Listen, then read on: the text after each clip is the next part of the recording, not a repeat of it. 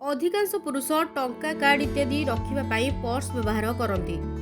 देखा जाए जे अधिकांश पुरुष निज पर्स को निज जीन्स किंबा पैंट पछ पकेट रे रखती। बेले बेले एही पर्स बहुत भारी हो जाए, जेउंथिपाई बसिबारे बहुत असुविधा हुई। तापरे मध्य लोक माने एहाकु पछ पकेट रे रखी बेपरुआ भाबे बसंती। किंतु आपण जानती कि एपरी करिबा आपणक पई अत्यंत क्षतिकारक होई पारे।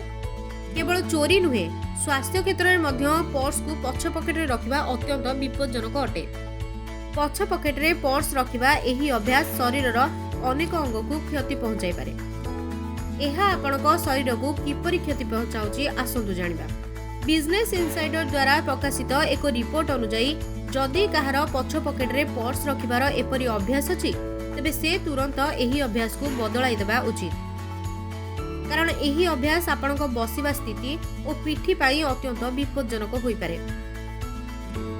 डॉक्टर आर्निंग आंग्रिस्ट हफिंगटन पोस्ट को कहिसंती जे पर्स को पछ पकेट रे रखी बसिबा समय रे असंतुलन सृष्टि होई थाए, जहा नितंब और पेल्विस पाई क्षतिकारक।